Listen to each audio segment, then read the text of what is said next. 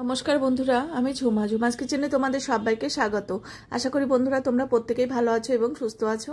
আজকে আমি তোমাদের জন্য রেসিপি নিয়ে এসেছি ডিমের কালিয়া। দেখো, ডিমের কালিয়ার জন্য আমার কিছুটা ডিম নিয়েছি।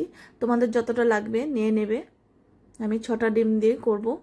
এবার ডিমগুলোকে ভালো করে ধুয়ে একটা জলের মধ্যে নিয়েছি। এবার অল্প নুন দিয়ে দিলাম। নুন দিলে দেখবে ডিমগুলো খুব ভালোভাবে সেদ্ধ হয়ে যাবে, ফেটে যাবে না।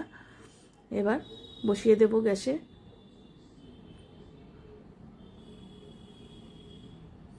এবার 10 মিনিটের মতন লাগবে ডিম সেদ্ধ হতে। এবার দেখো, এখানে পেঁয়াজ, আলু আর টমেটো নিয়েছি। এবার কেটে নেব। পেঁয়াজগুলোকে ডুমো ডুমো করে ছোট ছোট করে কেটে নেব।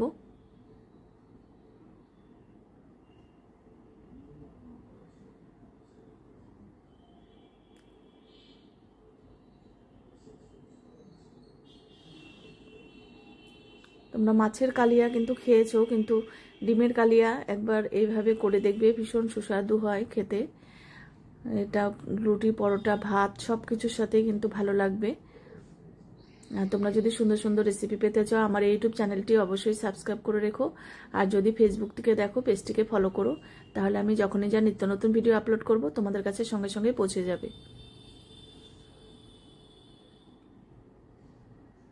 দেখো, পেঁয়াজ কাটা হয়ে গেছে। এবার টমেটোটাও ডুমো ডুমো করে কেটে নেব।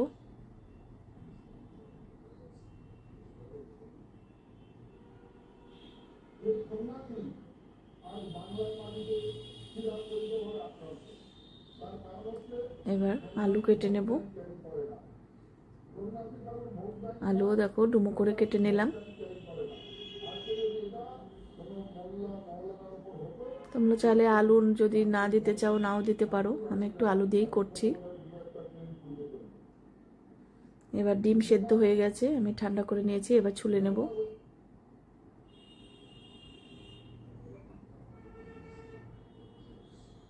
দেখো, নুন দিলে কিন্তু ডিম ফেটে বেরিয়ে যায় না, নাহলে দেখবে ডিম অনেক সময় কুসুম পর্যন্ত বেরিয়ে যায়। এবার সবগুলো ছুলে নেওয়া হয়ে গেছে। এবার ধুয়ে নিয়েছি। এবার আমি চাকু দিয়ে কেটে নেব। এভাবে কেটে কেটে দিলে দেখবে ভেতরে নুন, মশলা, হলুদ তোমার ঝোল ঢুকে যায়, টেস্ট হয় খেতে।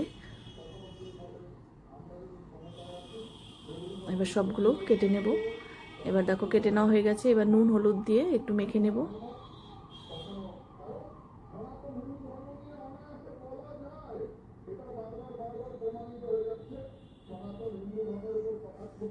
এবার কড়াইয়ে সরষের তেলে রান্নাটা করব। তেল দিয়ে দিলাম। তেলটাকে এবার ভালো করে গরম করে নিয়েছি। এবার আলুগুলো ভেজে নেব।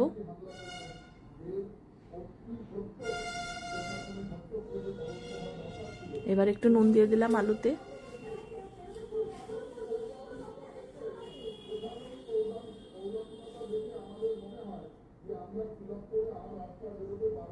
এবার একটু ঢাকা দিয়ে দিলাম। ঢাকা দিলে দেখবে খুব তাড়াতাড়ি আলু সেদ্ধ হয়ে যাবে।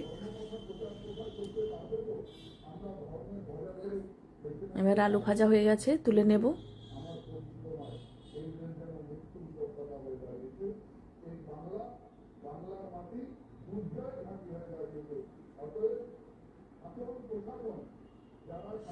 এবার ডিমগুলো ভেজে নেব। একটু লঙ্কার গুঁড়ো দিয়েছি ডিমের মধ্যে, তাহলে দেখবে কালারটা খুব সুন্দর হয়, কাশ্মীরি লঙ্কার গুঁড়ো।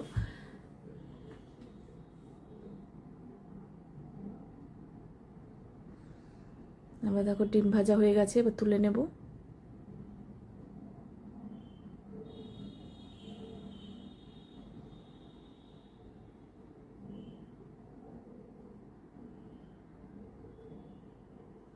এবার দুটো শুকনো লঙ্কা আমি ফোড়ন দিলাম, এটা কাশ্মীরি লঙ্কা। আর দিলাম এখানে গোটা গরম মশলা, এলাচ, দারচিনি, লবঙ্গ। এবার এই মশলা থেকে সুন্দর একটা স্মেল বেরোবে। তারপর পেঁয়াজগুলো দিতে হবে। এবার কুচনো পেঁয়াজগুলো দিয়ে দিলাম।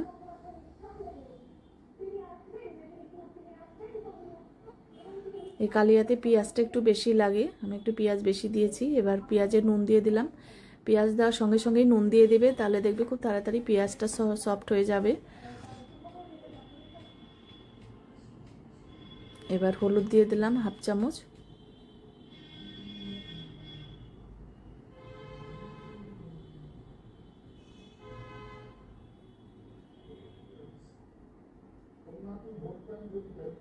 এবার দেখো পেঁয়াজ ভাজা হয়ে গেছে। এবার এই তেলটার মধ্যে আমি রসুন আর আদাটা একটু ভেজে নেব।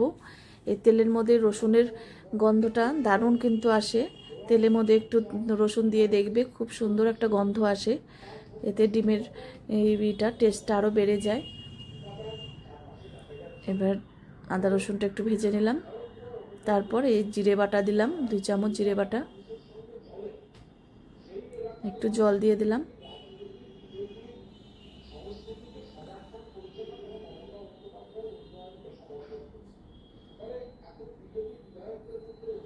এবার দেব কাশ্মীরি লঙ্কার গুঁড়ো 1/2 চামচ। নুন দিয়ে দিলাম স্বাদ অনুযায়ী।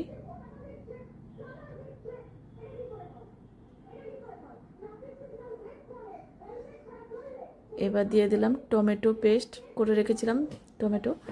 এবার খুব ভালো করে কষিয়ে নিতে হবে, যতক্ষণে না টমেটো মশলার কাঁচা গন্ধটা চলে যাচ্ছে ততক্ষণ কষিয়ে নিতে হবে। এবার ঝালের জন্য 4-5টা লঙ্কা দিয়ে দিলাম। এবার একটু টক দই আমি ফেটিয়ে রেখেছিলাম, সেটা দিয়ে দিলাম।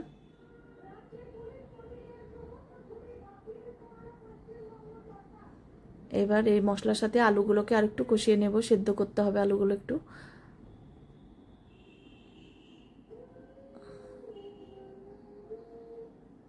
এবার 1 চামচ টমেটো কেচাপ দিলাম।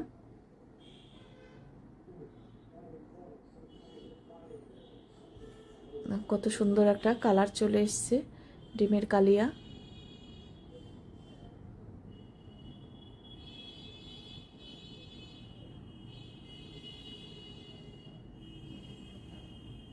দেখো তেল ছেড়ে দিয়েছে, কষানো কিন্তু হয়ে গেছে।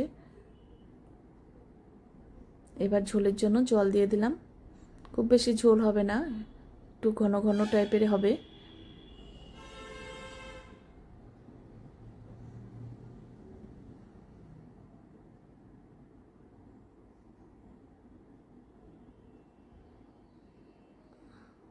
এইবার ডিমগুলো দিয়ে দিলাম।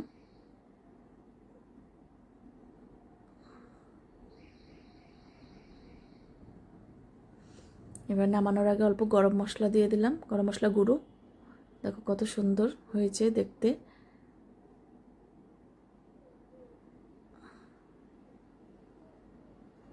এবার একটু ভাজা মশলা এখানে আছে, মৌরি, ধনে, জিরে এইসব গুঁড়ো করে আমি রেখে দিই সবসময়। অনেক রান্নায় কিন্তু এই ভাজা মশলাটা লাগে। এবার ভাজা মশলা দিয়ে একটু নেড়ে নিলাম। দেখো ডিমের কালিয়া একদম রেডি। এবার আমি একটা বাটিতে সার্ভ করে দিলাম।